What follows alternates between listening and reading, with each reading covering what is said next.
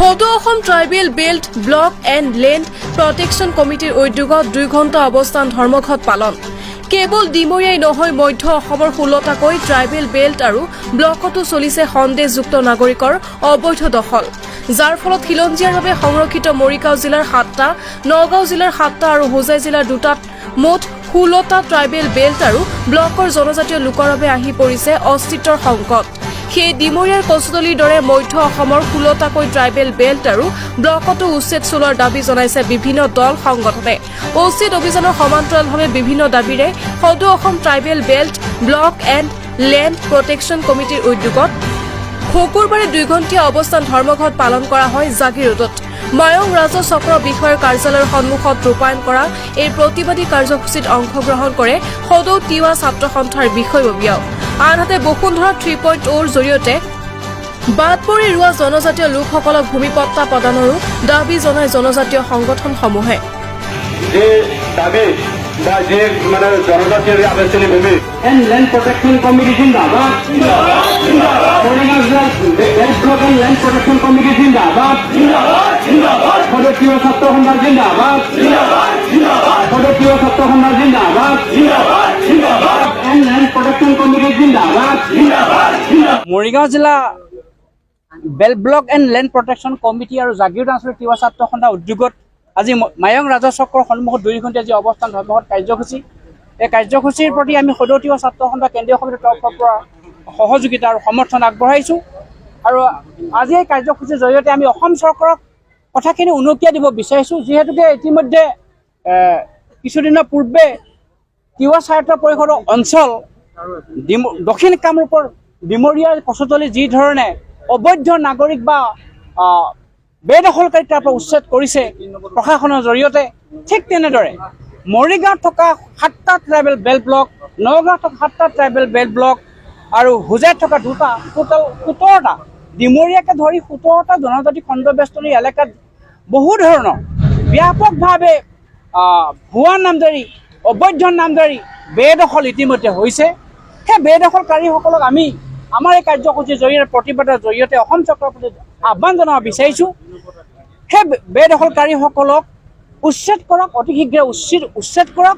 আৰু উচ্ছেদ কৰি কেৱল আমি মধ্য অসমৰ কথাই কোৱা নাই, অসমত 47টা ট্ৰাইবেল বেল্ট এণ্ড ব্লক আছে, কিন্তু তিৱা স্বায়ত্ত পৰিষদৰ অঞ্চলতে 17টা আছে। আমি প্ৰথমে 17টা ট্ৰাইবেল বেল্ট এণ্ড ব্লকৰ পৰা অবৈধ অনুপ্ৰৱেশকাৰীক, অবৈধ বেদখলকাৰীক আমি তাৰ পৰা উচ্ছেদ কৰাটো বিচাৰিছোঁ আৰু অসম চৰকাৰৰ প্ৰতি আমি দাবী জনাইছোঁ। বসুন্ধৰা 1 আৰু বসুন্ধৰা 2ত আমাৰ জনজাতি কৃষি প্ৰধান গাঁৱৰ হালোৱা শ্ৰেণীৰ মানুহে বুজিয়েই নাপালে, বহুতে বুজিয়েই নাপালে কেনেধৰণে অনলাইন কৰিব লাগে। গতিকে অনলাইন কৰোঁতে যথেষ্ট খেলি মেলি হৈছে। বসুন্ধৰা 1 আৰু বসুন্ধৰা 2ত বহুতো ভূমিপুত্ৰ তিৱাসকলৰ গ্ৰামাঞ্চলৰ মানুহে বসুন্ধৰাত আবেদন কৰিবও নাজানিলে। গতিকে বসুন্ধৰা 1 আৰু বসুন্ধৰা 2ত বহুতো কৃষকৰ, বহুতো ভূমিপুত্ৰসকলৰ, খিলঞ্জীয়াসকলৰ মাটি বাৰী সংক্ৰান্তত কাম হৈ নুঠিল।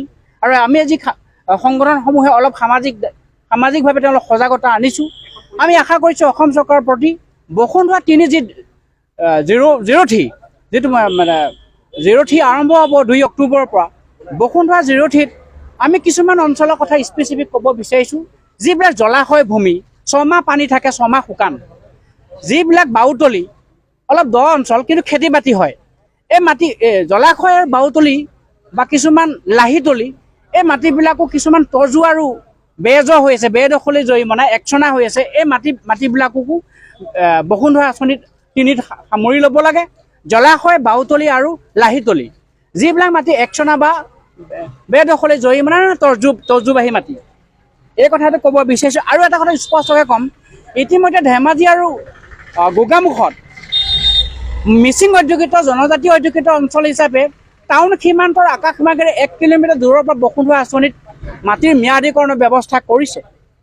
মানে টাউন সীমান্ত, টাউনৰ ইয়াৰ যিটো বৰ্গ কিলোমিটাৰ স্কোৱাৰ, ইয়াৰ যিটো ডায়ামিটাৰ, তাৰ তুলনাত জাগিৰোড আজি টাউন হ'ল, ৰহা আজি টাউন হ'ল, মৰিগাঁও টাউন হ'ল, নগাঁও টাউন হ'ল বা সোণাপুৰ টাউন হৈ পৰিছে। গতিকে পুঞ্জীভূত টাউন হৈ পৰিছে। কিন্তু আমি আহ্বান জনাব বিচাৰিছোঁ, আকাশমাৰ্গেৰে টাউন সীমান্তৰ 1 কিলোমিটাৰ দূৰৰ পৰা বসুন্ধৰা আঁচনিত মাটি ম্যাদি কৰিব লাগে জনজাতিসকলৰ। কিন্তু বৰ্তমান 4 কিলোমিটাৰ দূৰৰ পৰাহে বসুন্ধৰা আঁচনিত পৰি আছে। আমি আশা কৰিছোঁ অসম চৰকাৰৰ প্ৰতি আহ্বান জনাইছোঁ বসুন্ধৰা 3 টাউন সীমান্তৰ পৰা আকাশ মাৰ্গেৰে 1 কিলোমিটাৰ দূৰৰ পৰাই বসুন্ধৰা আঁচনিত যেন সামৰি ল'ব পাৰে, তেতিয়াহে ভূমিপুত্ৰ খিলঞ্জীয়াসকলৰ ভূমি সুৰক্ষিত হ'ব। কাৰণ টাউন সৃষ্টি হৈছে সিদিনা, কিন্তু আমাৰ জনজাতি বা ভূমিপুত্ৰসকলে যুগ যুগ ধৰি সেই মাটি বাৰীবিলাক ভাঙি ভোগ দখল কৰি আহিছিল। গতিকে আমি বসুন্ধৰা আঁচনিত টাউন সীমান্তৰ 1 কিলোমিটাৰ দূৰৰ পৰাই বসুন্ধৰা আঁচনিৰ জৰিয়তে আমি মাটিৰ ম্যাদীকৰণৰ বাবে আমি অসম চৰকাৰৰ প্ৰতি আহ্বান জনাইছোঁ আৰু বসুন্ধৰা 3ত ইয়াক যেন কাৰ্যকৰী কৰা হয়।